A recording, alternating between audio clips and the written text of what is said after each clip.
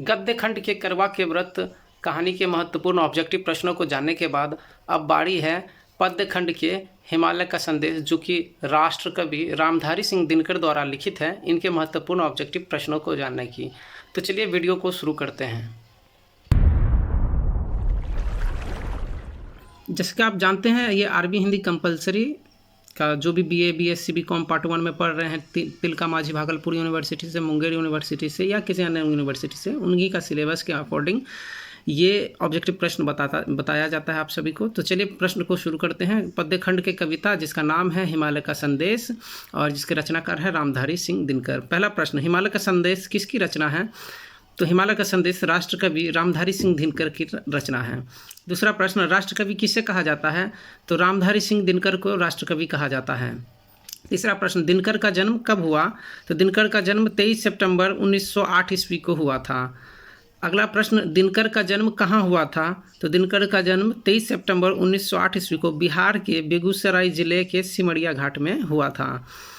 चलिए अगला प्रश्न, 5वां नंबर प्रश्न, दिनकर को किस कृति के लिए ज्ञानपीठ पुरस्कार की प्राप्ति हुई थी? ज्ञानपीठ पुरस्कार दिनकर जी को किस रचना के कारण प्राप्त हुआ था? तो मैं आप सभी को बता दूं, उर्वशी की रचना के लिए सन 1972 ईस्वी में इनको ज्ञानपीठ पुरस्कार मिला।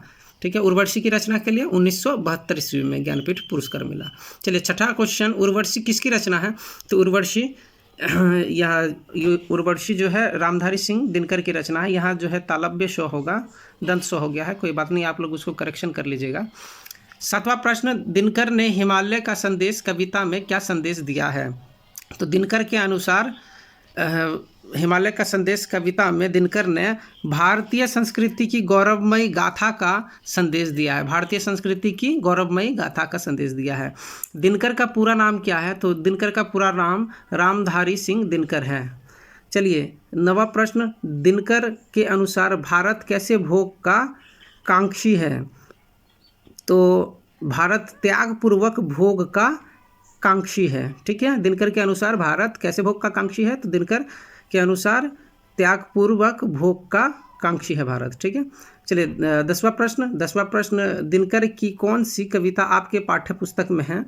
तो इस प्रश्न का आंसर आप सभी को भली भांति जानते हैं कि हिमालय का संदेश आपके पाठ्य पुस्तक में है। ठीक है, चलिए 11वां नंबर प्रश्न, कवि के अनुसार स्वर्ग को भू पर लाने वाला देश कौन है? तो कवि के अनुसार स्वर्ग को भू पर लाने वाला देश भारत है। 12वें प्रश्न की ओर बढ़ने से पहले आप सभी को अगर चैनल को सब्सक्राइब नहीं किए हैं तो चैनल को सब्सक्राइब कर दीजिए, वीडियो को लाइक करके शेयर भी कर दीजिए। चलिए 12वां नंबर प्रश्न, भारत कहाँ बसता है दिनकर के अनुसार? अर्थात दिनकर के अनुसार भारत कहाँ बसता है? तो भारत जो है मन में बसता है, भारतीयों के मन में बसता है। चलिए 13वां नंबर प्रश्न, दिनकर ने भारत को किसकी संज्ञा प्रदान की है? तो दिनकर ने भारत को आत्मोदय व वैराग्य की संज्ञा प्रदान की है, आत्मोदय एवं वैराग्य की। चलिए 14 नंबर प्रश्न, दिनकर के अनुसार भारत मनुष्य को किससे मुक्त करना की कल्पना है? करने की कल्पना है, मुक्त होगा वो। ठीक है, तो चलिए प्रश्न मैं फिर से रिपीट कर दूं, दिनकर के अनुसार भारत मनुष्य को किससे मुक्त करने की कल्पना है? तो राग द्वेष से मुक्त करने की कल्पना है, राग द्वेष। ठीक है, 15 नंबर प्रश्न बहुत ही महत्वपूर्ण प्रश्न है, संस्कृति के 4 अध्याय किसकी रचना है? तो संस्कृति के 4 अध्याय रामधारी सिंह दिनकर की रचना है। 16 नंबर प्रश्न का उत्तर क्वेश्चन, किस पुस्तक के प्रकाशन हेतु दिनकर को साहित्य अकादमी पुरस्कार मिला था? तो इसका आंसर जानने के पहले प्लीज़ वीडियो को लाइक करके शेयर कर दीजिए और चैनल को सब्सक्राइब कर दीजिए। तो मैं बता दूं, संस्कृति के 4 अध्याय नामक पुस्तक के प्रकाशन हेतु दिनकर को साहित्य अकादमी पुरस्कार मिला था। और कब मिला था साहित्य अकादमी पुरस्कार? 1959 ईस्वी में। ठीक है, इनको 1959 ईस्वी में 2 पुरस्कार मिला था, पहला था साहित्य अकादमी पुरस्कार, दूसरा था पद्म भूषण पुरस्कार। ठीक है, दोनों ही 1959 में मिला था। चलिए 17 नंबर प्रश्न का आंसर आप सभी को जान गए होंगे, दिनकर को पद्म भूषण पुरस्कार कब मिला? 1959 ईस्वी में। अगला प्रश्न, दिनकर किस वाद के रचनाकार हैं? ठीक है, तो दिनकर जो है प्रगतिवाद तथा राष्ट्रवाद दोनों ही प्रकार के कविताओं और लेखों को और रचनाओं को लिखने में रुचि रखते थे, इसीलिए ये जो है प्रगतिवाद और राष्ट्रवाद के रचनाकार है दिनकर। ठीक, 19 नंबर प्रश्न, दिनकर किस विश्वविद्यालय के कुलपति थे? दिनकर किस विश्वविद्यालय के कुलपति थे? तो मैं आप सभी को बता दूं, दिनकर भागलपुर विश्वविद्यालय के कुलपति थे।